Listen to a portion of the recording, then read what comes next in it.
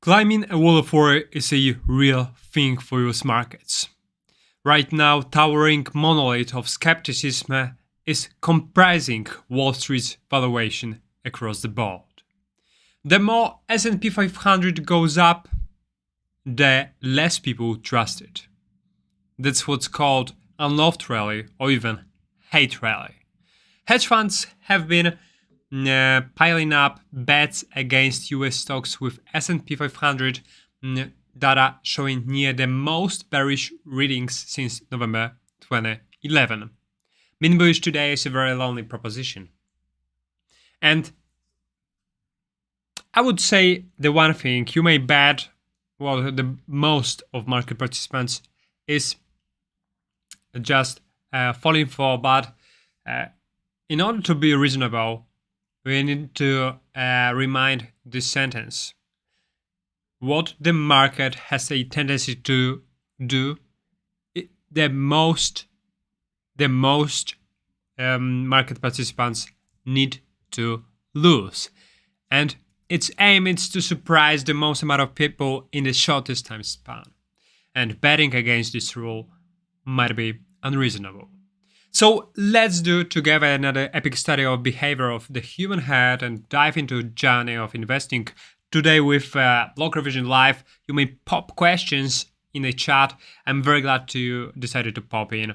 And without any further ado, let's head on after a longer pause to our regular dose of updating you relating commodities, crypto, stocks, and so on and so forth.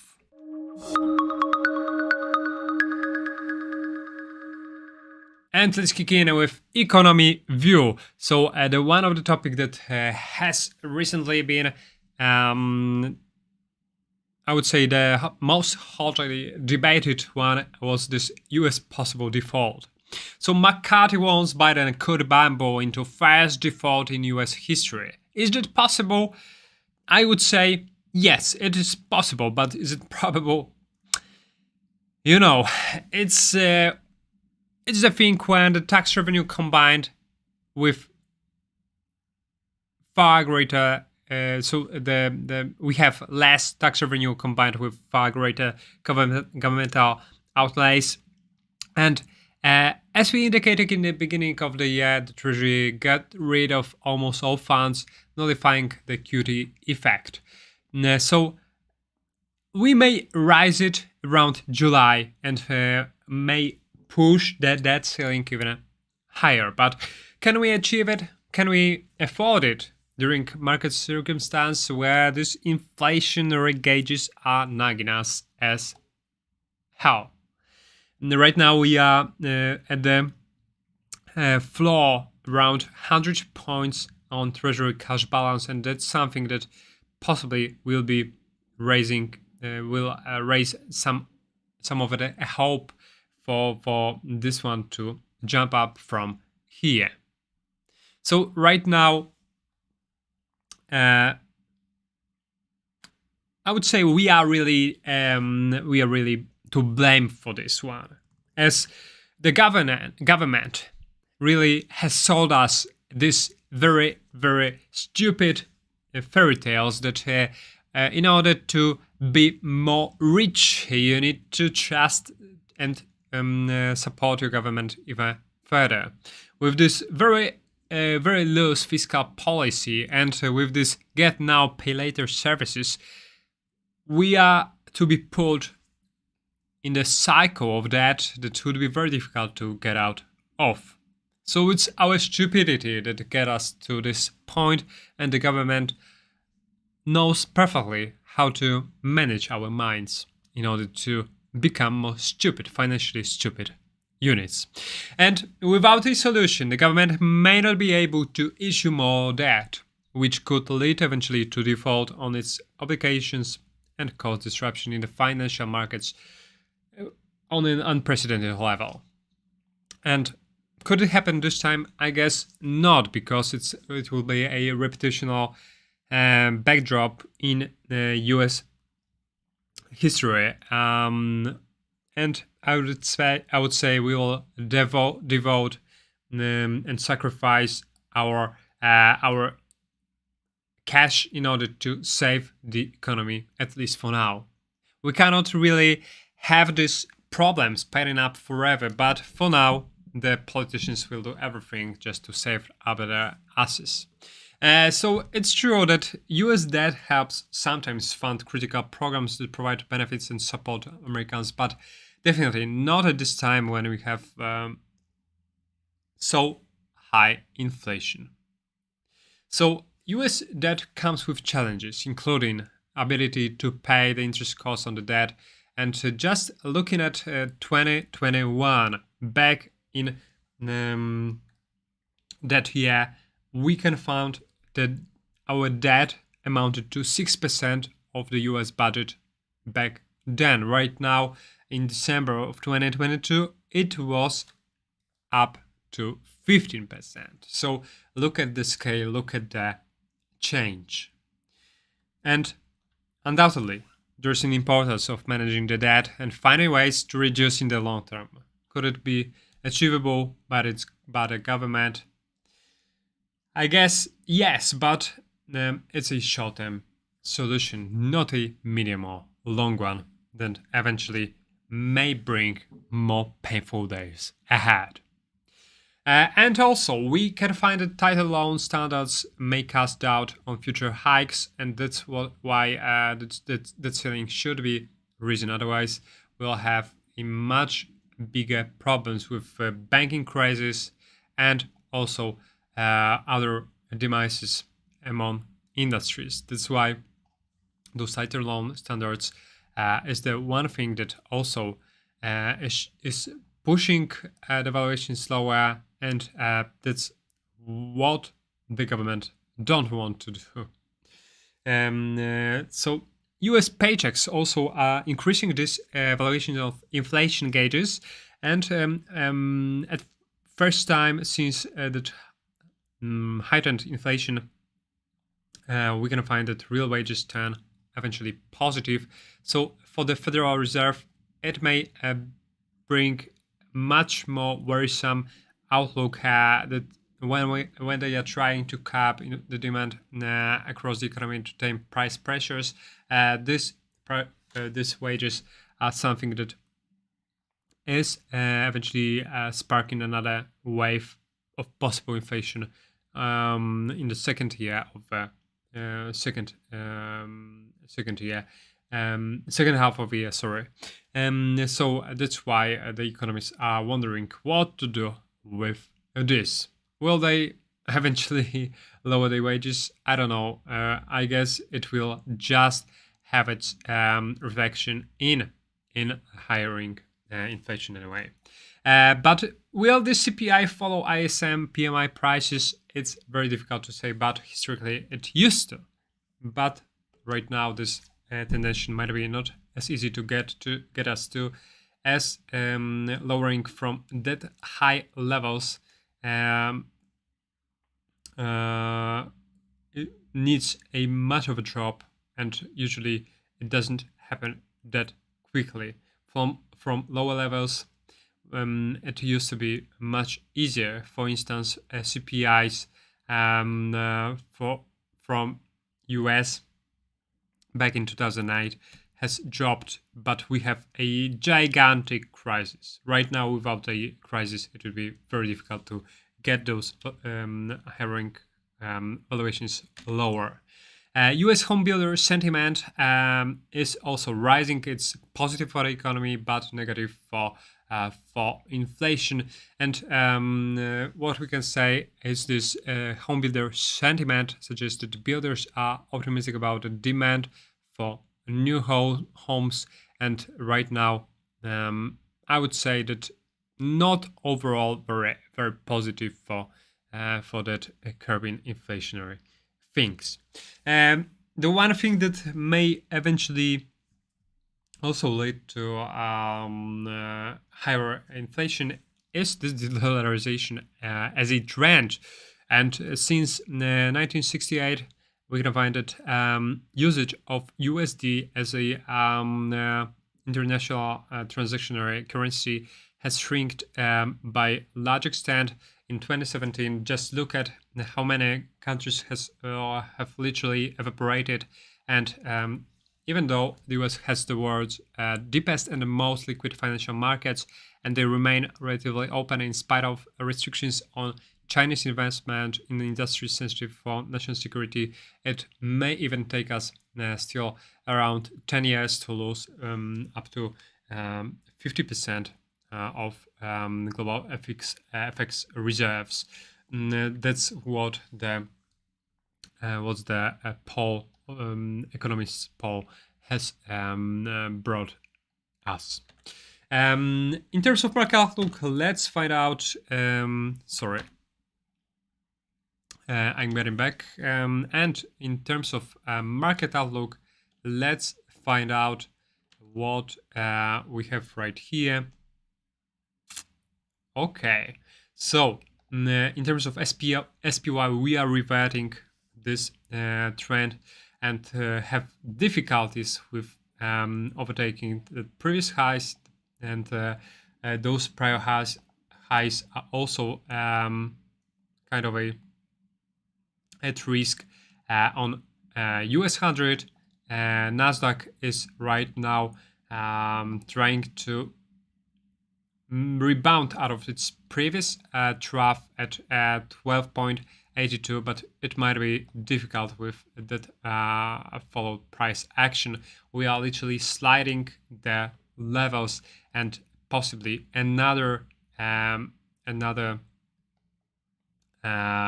stoppage might be right at the levels of where we have this higher volume profile, and that might be at 12.59. So we have right from here, if we manage to cross it, around 2.15% of a slide. So it's about the major indexes right now. Let's get back to crypto outlook. And I don't know that many of you are waiting for those astronomical gains that we could observe in 2021 out of the cryptocurrency space. So where we are right now in this crypto cycle, yes, we have had in this Bitcoin rise, Ethereum as well. But as we do know, if BTC, that's the relation that I'm looking for when observing whether we are in a close position to alt season, is the scenario where if BTC should rise significantly.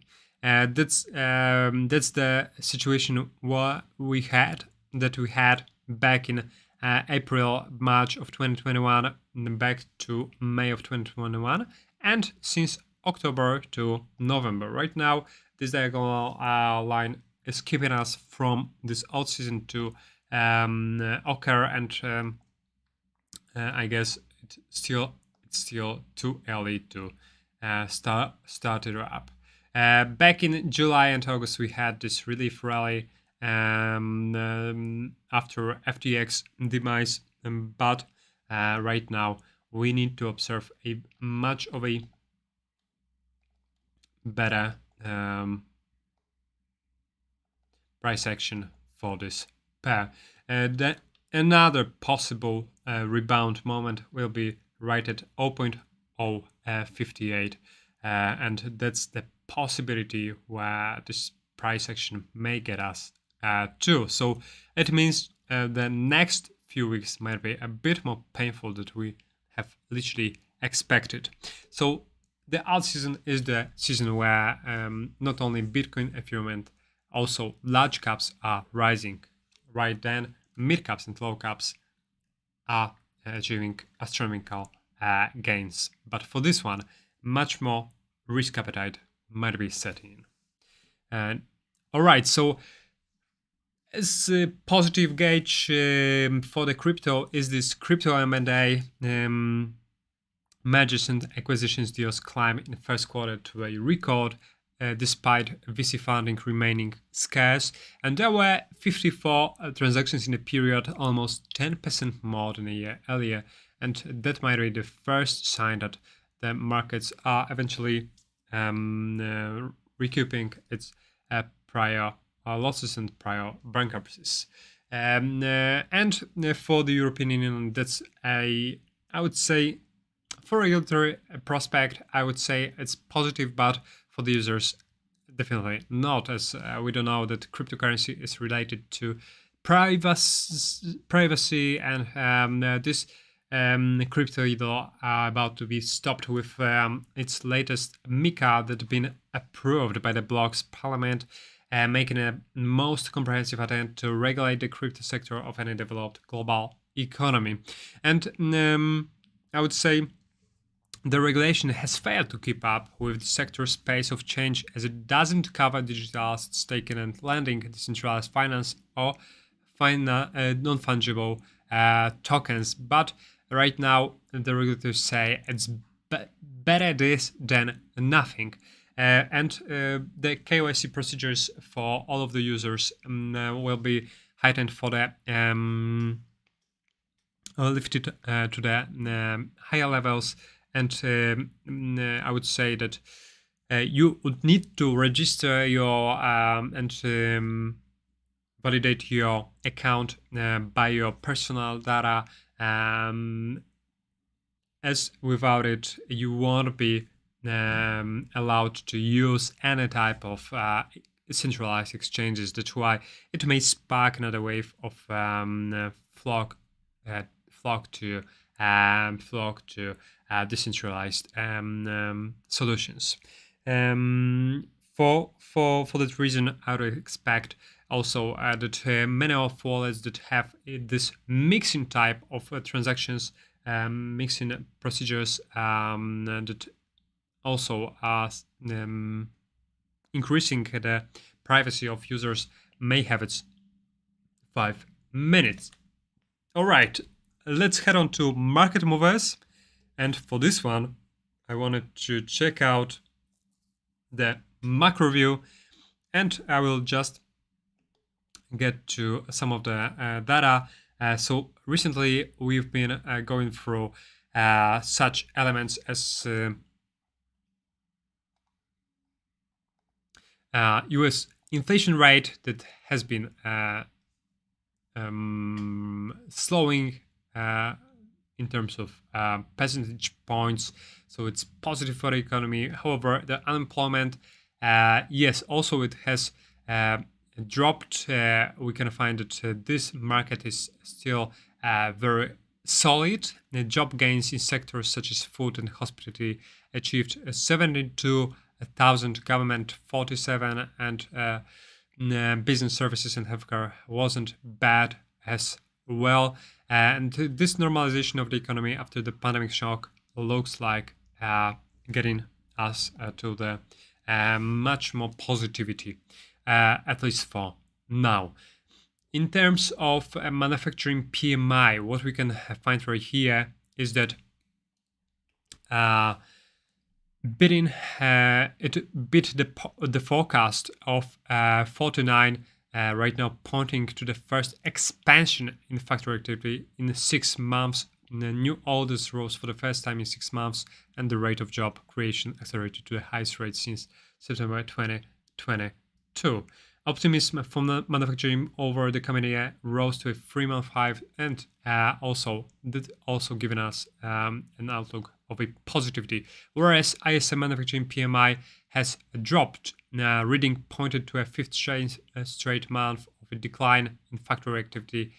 And what we can also say is that production also continued to fall. Inventories were in a shrinking zone, and deliveries from suppliers were the lowest since March of 2009. So manufacturing is rising, but purchasing managers are dropping. So we can find it's a kind of a deviation that also may bring over some of the negativity around. But I would say the manufacturing one is the gauge that is leading to purchasing managers index, and that's overall positive for the economy. In terms of services PMI, we can find it also this one is where the most companies still have a positive picture of the business situation. In terms of consumer sentiment, just look at this. It's also rising. Unexpectedly, it has risen in April. So consumers have seen inflation easing for durable goods and cars, but they still expect high inflation, at least in the short term. In terms of building permits, we are on a positivity related to the beginning of the year, but the permits has fell related February, but overall it's better than the market has expected. All right, so what's about this week? What events we are waiting for is that IFO business climate was already due. Inflation rate out of Australia is at 9:30 p.m. GfK consumer confidence from Germany for tomorrow. Durable goods orders from US. GDP growth rate of US also very important. Bank of Japan interest rate decision.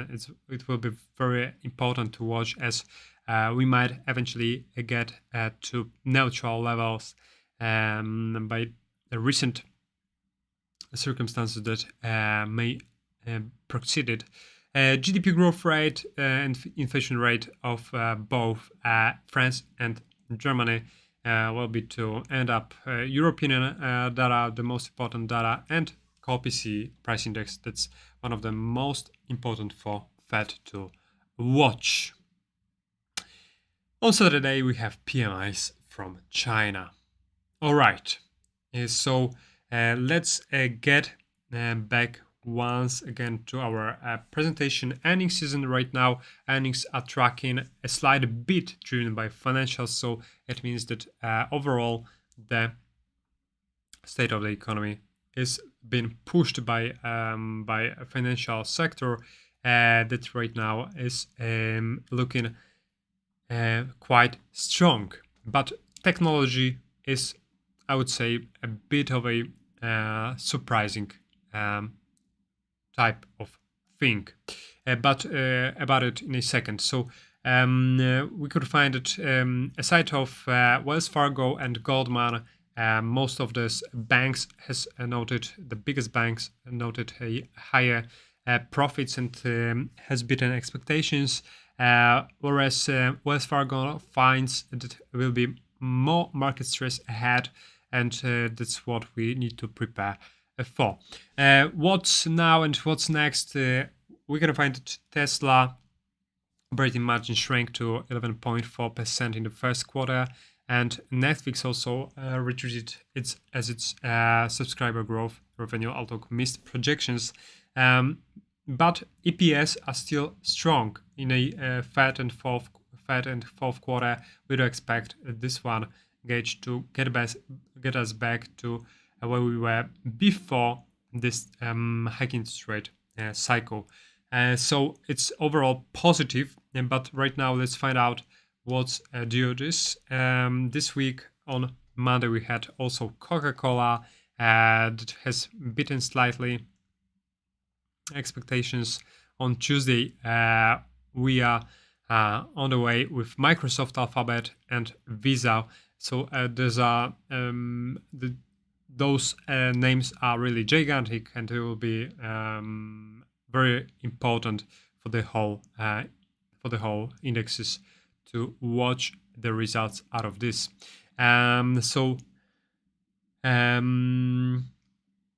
Those are after session. PepsiCo is before, and McDonald's as well. We can also find out the earnings, what brought us.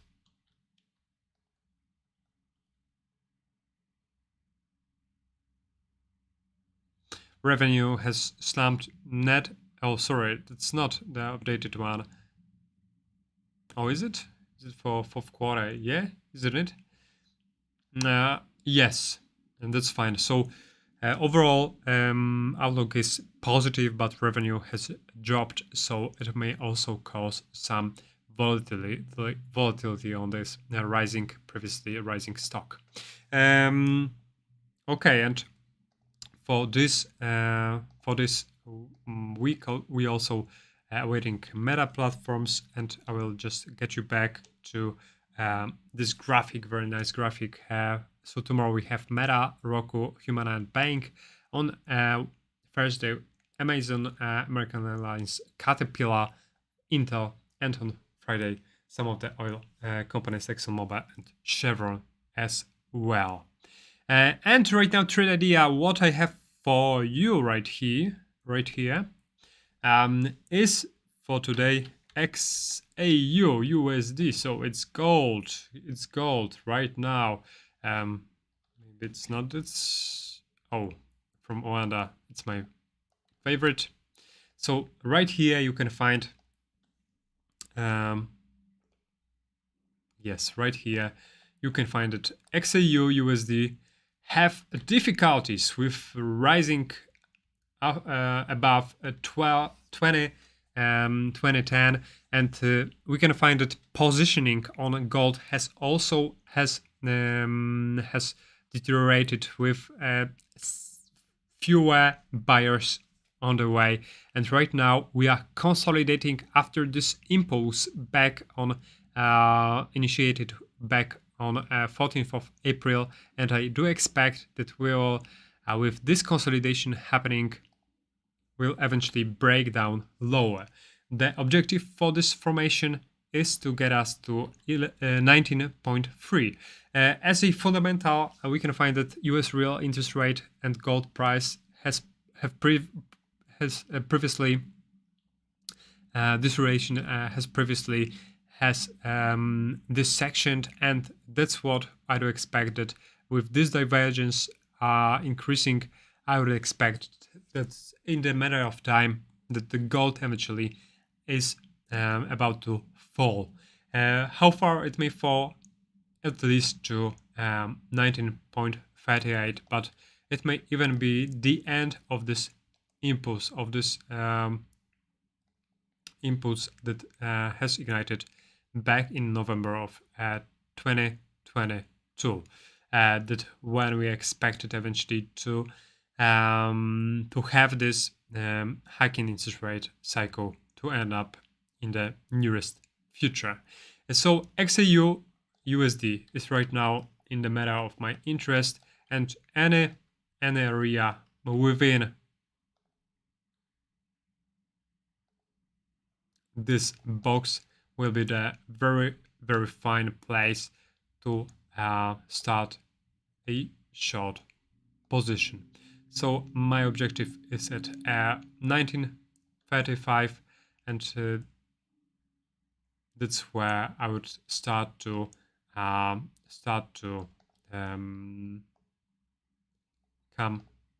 cut some position back then. So 1930 is where we should get eventually to 1936, maybe 35. So I do expect that this 3.72 risk-reward ratio point will be satisfactory for you, and may prompt you to take some bet against XAU. But as always, I'm not convinced that that setup will play out. That's merely out of the probability standpoint. Right now the indexes are falling, and the gold should follow them as well. So that's my kind of a proposition for you. But as always, remember about risk management and not risking getting to risk more than you thought to lose. So that's it in today's episode. Thank you very much for watching, and see you at tomorrow's episode.